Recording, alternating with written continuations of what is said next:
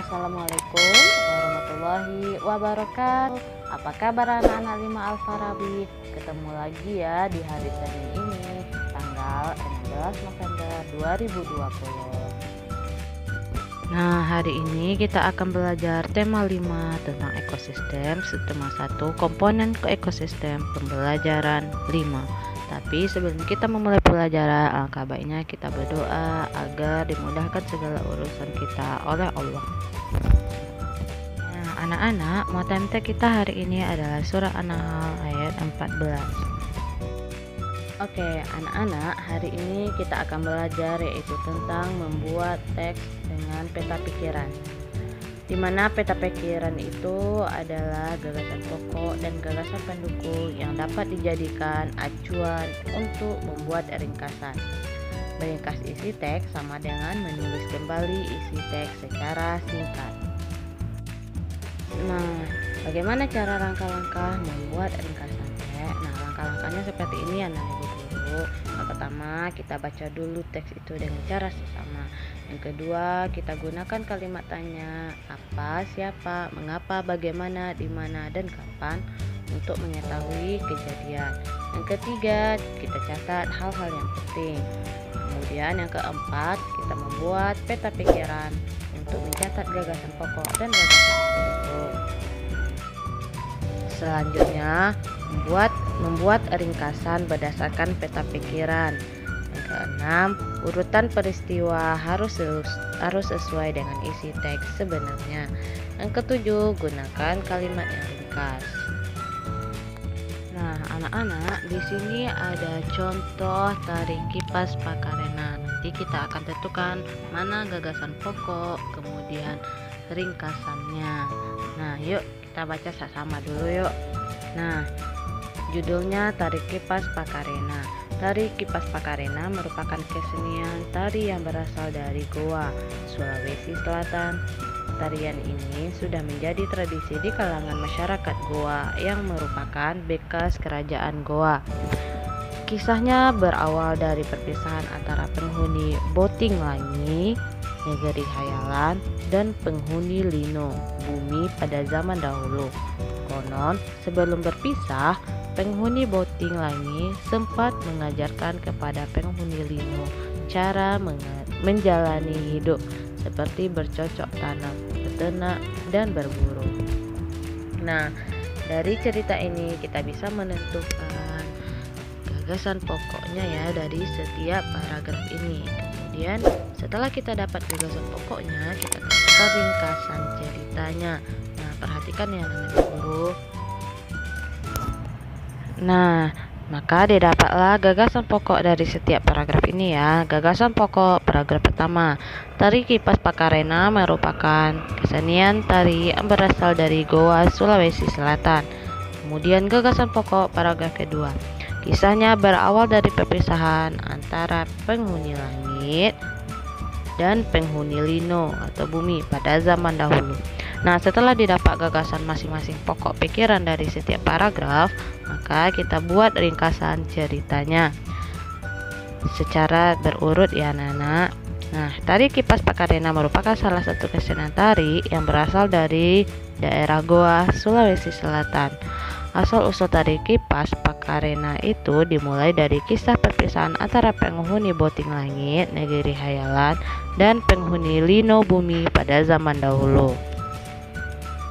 Nah, anak-anak, selanjutnya kita akan belajar tentang ekosistem. Ekosistem adalah tatanan kesatuan secara utuh dan menyeluruh antara segenap komponen lingkungan hidup dan tak hidup yang saling berinteraksi dan melengkapi sehingga terbentuk kesatuan yang teratur. Satuan penyusun ekosistem adalah yang pertama individu, yang kedua populasi, dan yang ketiga ada komunitas, di mana individu itu adalah makhluk hidup tunggal, misalnya dari sebuah pohon dan seekor burung. Kemudian populasi itu adalah sekelompok individu yang berjenis yang mendiami tempat tertentu, misalnya sekelompok lebah, kemudian sekumpulan kaktus di gurun. Selanjutnya komunitas. Komunitas itu adalah kumpulan populasi yang berbeda dan hidup bersama di tempat tertentu. Misalnya komunitas akuarium. Nah, komponen-komponen ekosistem ada abiotik dan biotik. Komponen abiotik itu adalah komponen benda tak hidup, yaitu matahari, air, batu, tanah. Kemudian ada namanya komponen biotik, yaitu komponen yang terdiri dari makhluk hidup itu sendiri, seperti tumbuhan, manusia, dan hewan, kemudian cacing, jamur, serangga, dan bakteri. Nah, apa komponen biotik dan abiotik pada gambar di samping? Nah, bagaimana dari hidup hewan pada gambar tersebut? Nah, bisa kita lihat ya, di mana komponen biotiknya yaitu ada manusia dan hewan. Kemudian abiotik, bagaimana komponen abiotiknya? Komponen abiotiknya yaitu mulai dari tanah, tempat dia menginjakkan kaki, kemudian cahaya matahari juga ya. Selanjutnya, bagaimana daur hidup pada hewan gambar tersebut? Nah, daur hidupnya yaitu dengan bermetamorfosis. Nah, membuat diagram daur hidup 3 jenis hewan yang berbeda. Berdasarkan proses perkembangan hidupnya, ada 2 jenis hewan, yaitu hewan bermetamorfosis dan hewan tidak bermetamorfosis. Yang pertama yaitu jika bentuk hewan muda sangat berbeda. Hewan dengan hewan dewasa ada 2 jenis hewannya. Yang pertama hewan bermetamorfosis sempurna dan hewan yang tidak bermetamorfosis sempurna.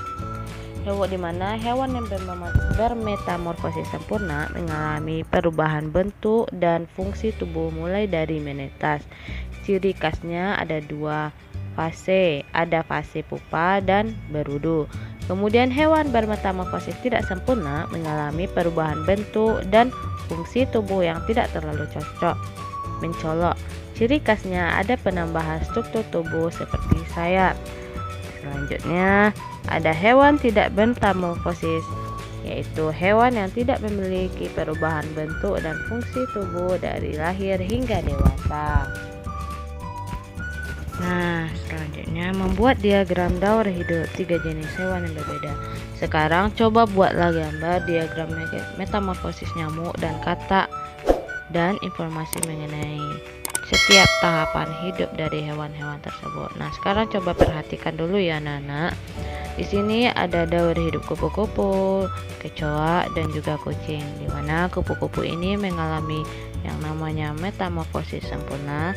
Kemudian kecoa dia mengalami metamorfosis tidak sempurna, sedangkan kucing dia tidak mengalami metamorfosis.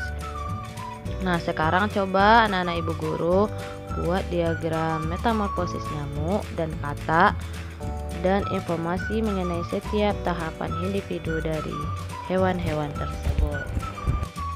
Untuk lebih pahamnya, mari anak-anak simak video berikut ini ya.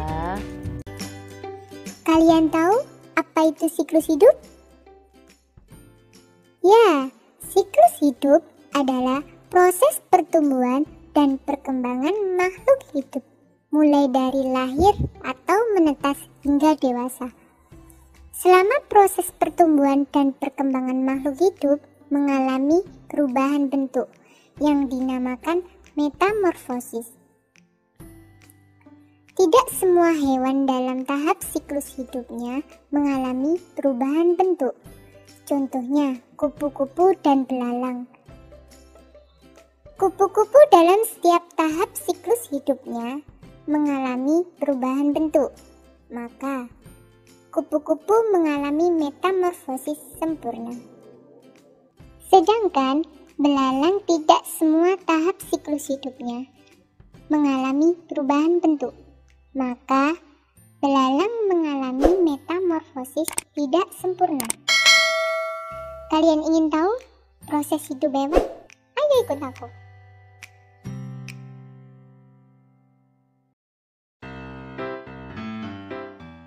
Ada apa ya di sini?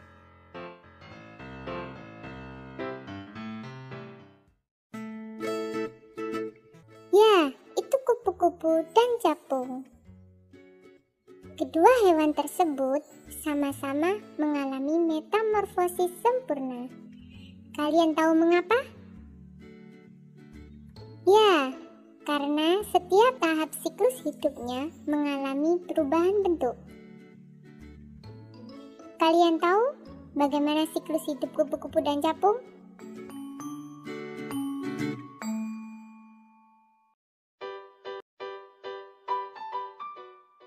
Ya, siklus hidup kupu-kupu dimulai dari kupu-kupu betina akan bertelur di permukaan daun tumbuhan.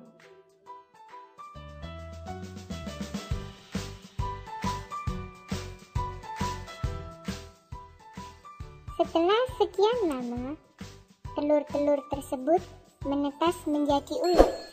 Boban, tunggu! Boban senang sekali ya bermain bersama kupu-kupu. Iya, Za. Lihat ya, Za. Kupu-kupunya banyak dan berwarna-warni. Semuanya indah sekali. Iya benar, Adik. Hah, ada apa, Adik? Sepertinya ada sesuatu di kepala Adik. Hah?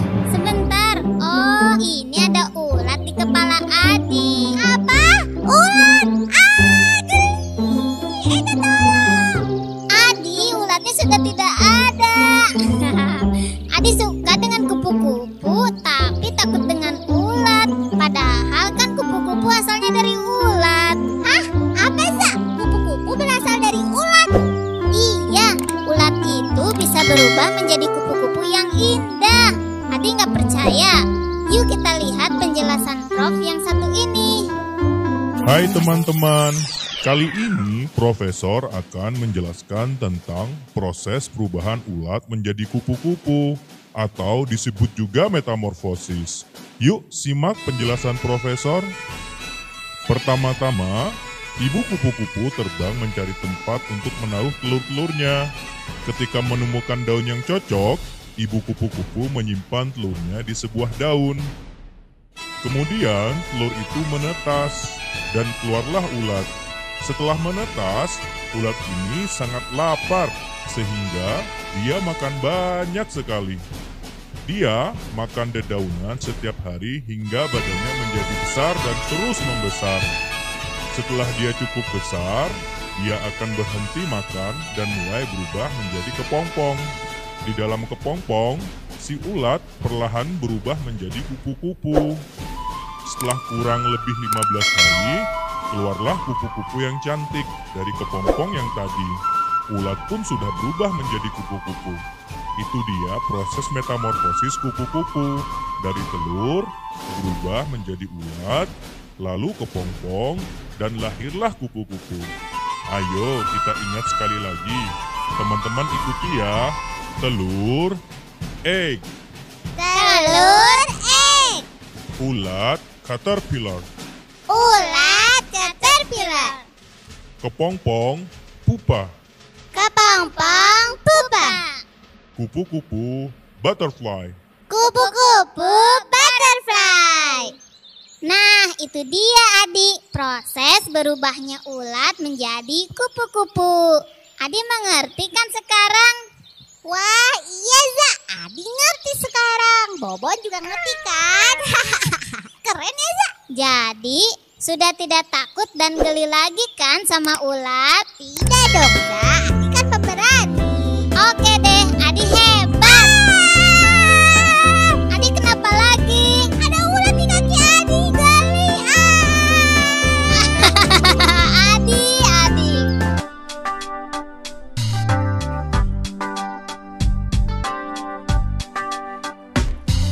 Metamorfosis sempurna itu melalui tahapan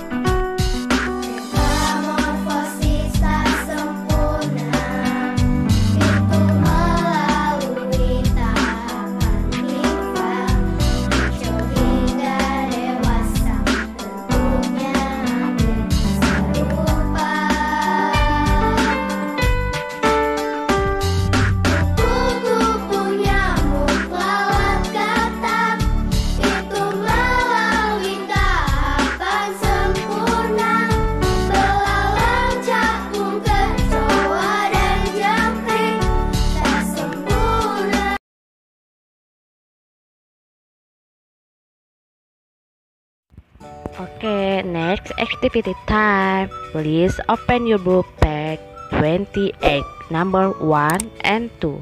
Please, silahkan selanjutnya buat video menyanyikan lagu Metamorfosis. Oke, Ibu Guru tunggu ya tugasnya.